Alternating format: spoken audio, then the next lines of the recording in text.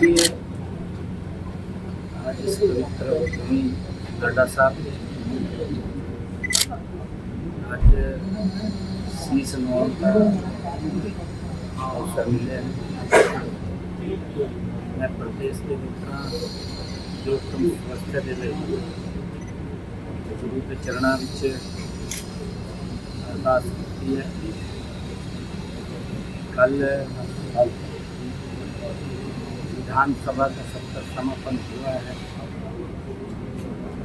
और लगातार हमारे विपक्षी साथियों ने जो भी मुद्दे उठाए हैं, हर एक मुद्दे का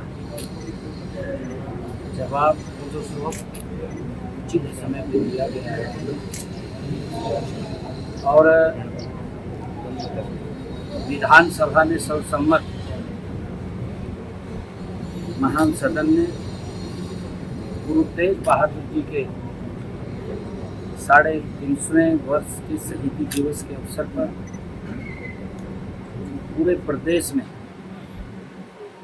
बहुत ही भव्य तरीके से नालंदा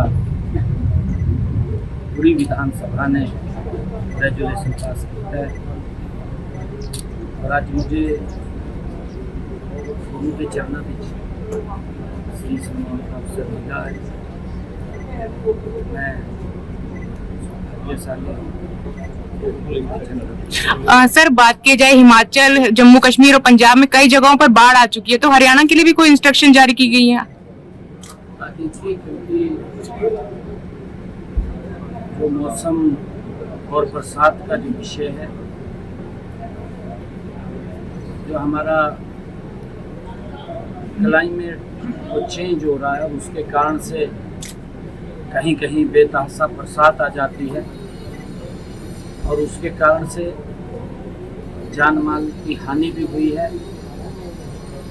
परमपिता परमात्मा से प्रार्थना करता हूँ कि उन सब दिवंगत आत्माओं को जिन्होंने अपनों को खोया है या जो परमपिता परमात्मा के चरणों में विराजमान हुए हैं, मैं गुरु के चरणों में प्रार्थना करता कि उन सभी ने अपने चरणावित निवास बख्शी और परिवार में जो दुख हुआ है उस दुख में सहन कर सकते। 19 जो शहीद हुए उनके बच्चों को नौकरी दी जाएगी। देखिए, गुरु तेग बहादुर जी का 350वां शहीदी वर्ष हम मना रहे हैं और हमने ये निर्णय किया है, देश के प्रधानमंत्री आदरणीय मोदी जी जब से सत्ता में आए हैं, पहली बार कि इतना बड़ा जो एक टारगेटेड तरीके से नरसंहार हुआ था और उसकी फाइलें भी दबा दी गई थी, फाइल भी दब गई थी।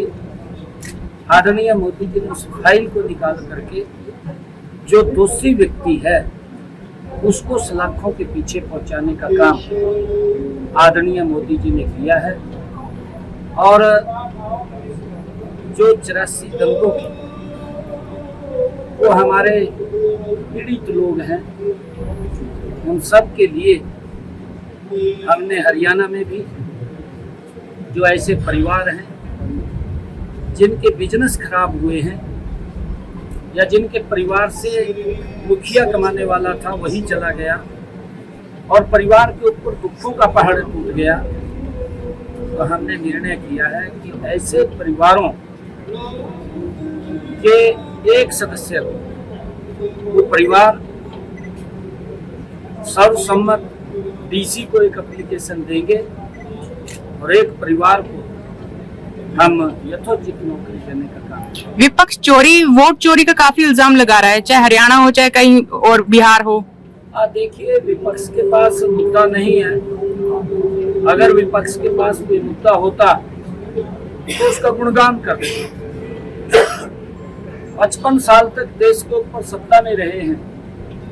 55 सालों में जिस गति से देश को आगे बढ़ना चाहिए था वो गति नहीं बढ़ पाई। धीरे धीरे करके कांग्रेस की सरकार ने भ्रष्टाचार, घोटाले, देश में अव्यवस्था और देश में आपसी भाईचारा भी कांग्रेस की सरकार में लगातार वो कम होता चला गया और उसका परिणाम है, उसके दुष्परिणाम निकले।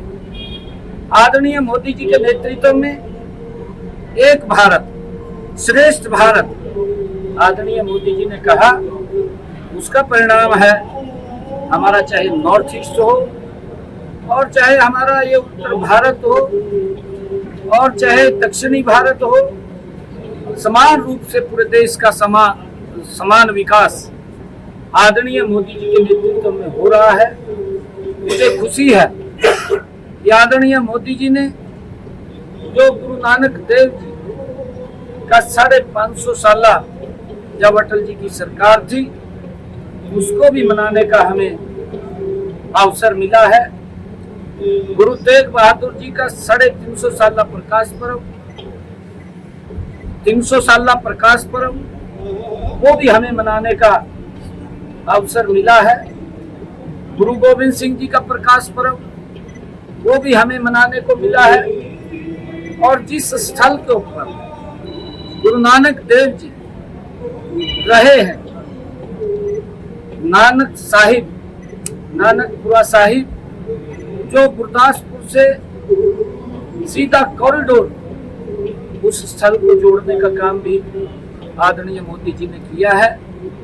निरंतर ये सरकार हमारे गुरुओं की जो शिक्षाएं उन्होंने हमें दी है, जो रास्ता हमारे गुरुओं ने हमें दिखाया है, निरंतर उसको आगे बढ़ाने का काम आदरणीय मोदी जी और हमारी डबल इंजन की सरकारें कर रही हैं।